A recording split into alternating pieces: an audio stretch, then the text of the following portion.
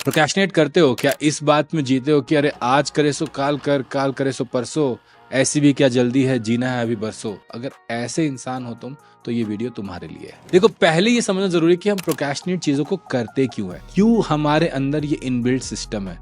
हमारा जो हार्डवेयर है, जो बॉडी है, वो बहुत पुराना है, काफी हजारों साल पुराना है ना। और उसके अंदर एक प्रोग्रामिंग भी की हुई है जिसको हम कहते हैं हमारा ब्रेन।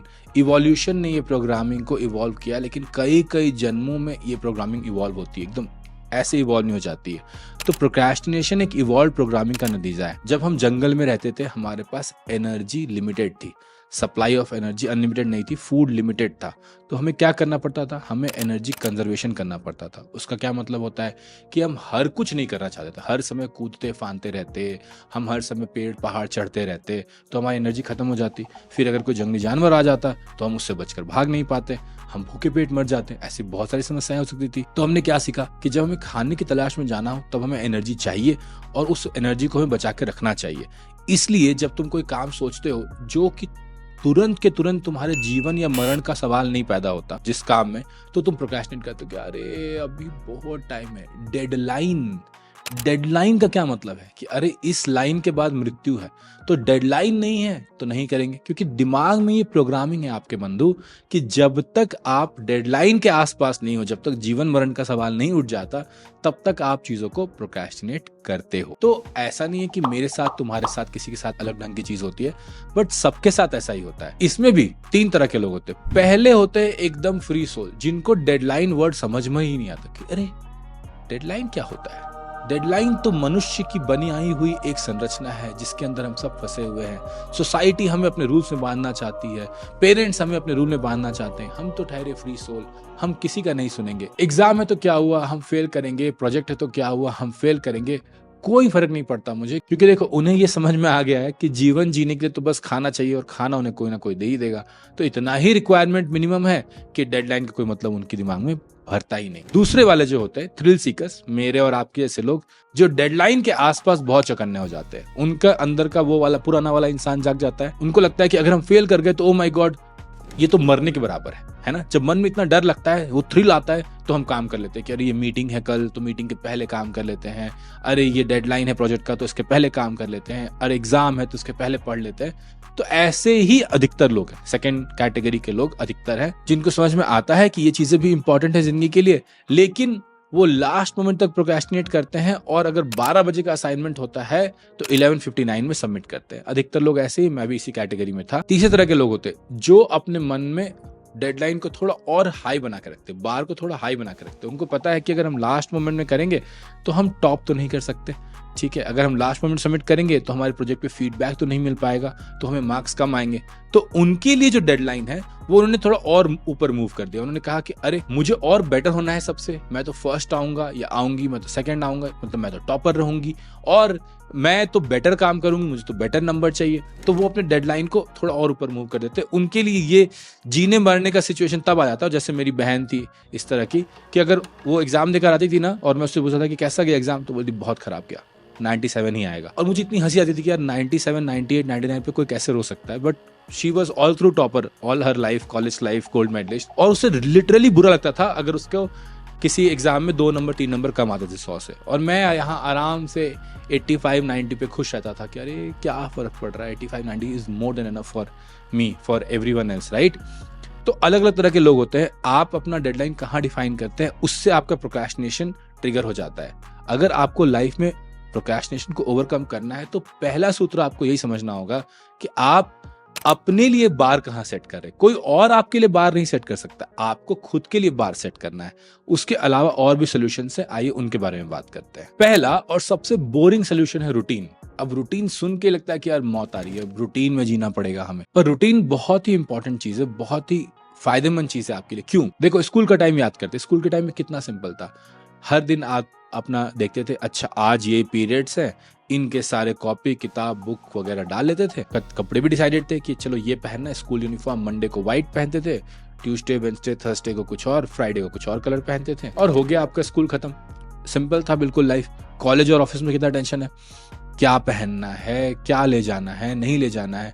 तो जब आप इन चीजों को सिंप्लीफाई करते हो तो आपका डिसीजन मेकिंग का पावर हर जगह फालतू में यूज नहीं होता रहता। इसी तरह अगर आप ये सिंप्लीफाई कर लो, जैसे मैंने अपने करियर में बहुत स्टार्टिंग में सिंप्लीफाई किया कि मैं सुबह ऑफिस जाने वाला पर्सन हूँ, ठीक है, I will be in office by 9 maximum by 10, ये है। तो सुबह उठने की आदत बन गई। जैसे ही उठने की सुबह आदत बनती है, आप रात में जल्दी सोने लगते हो, आपका पूरा रूटीन उस तरह से सेट हो जाता है। तो छोटे छोटे जो डिसीजंस आप लेते हो, छोटे डिसीजंस जिनको रोज नहीं सोना पड़े कि अरे यार आज तो नींद खुल गई है तो आज ऑफिस 8 बजे चले जाते हैं, कल 11 बजे चले जाएंगे, परसों 1 बजे चले जाएंगे, फिर 9 बजे चले जाएंगे।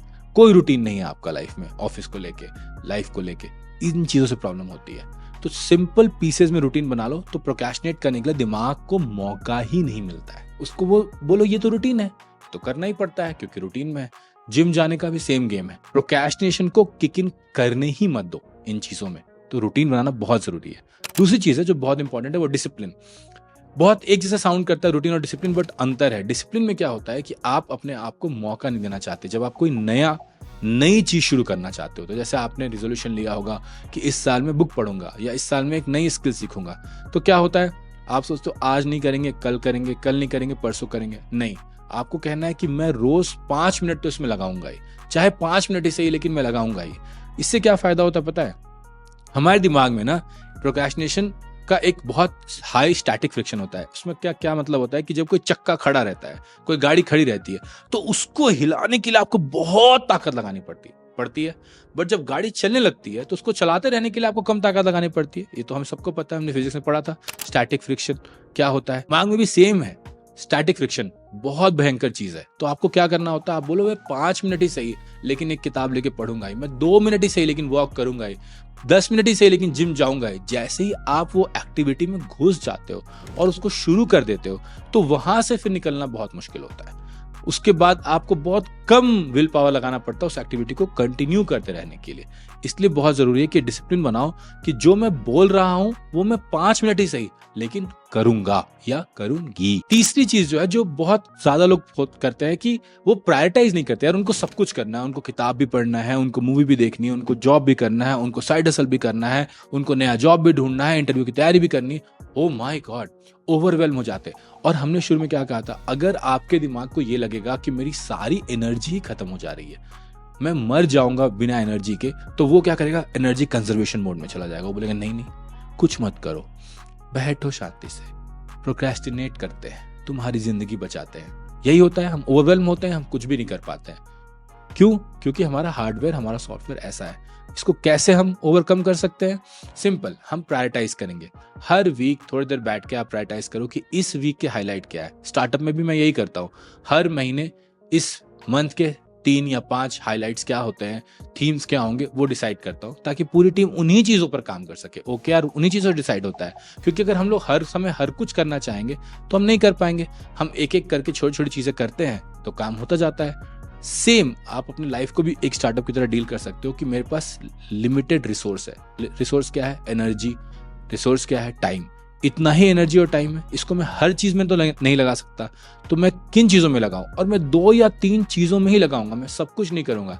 इस महीने हो सकता है मैं बुक पढूं, अगले महीने हो सकता है मैं फिटनेस का ख्याल रखूं। डिसिप्लिन लगाना पड़ेगा, पहले आपको एफर्ट लगाना पड़ेगा, और जब ये रूटीन में हो जाएगा तो आपको इतनी ज्यादा मेंटल एनर्जी उस काम को सोचने में नहीं लगानी पड़ेगी, फिर वो होने लगेगा।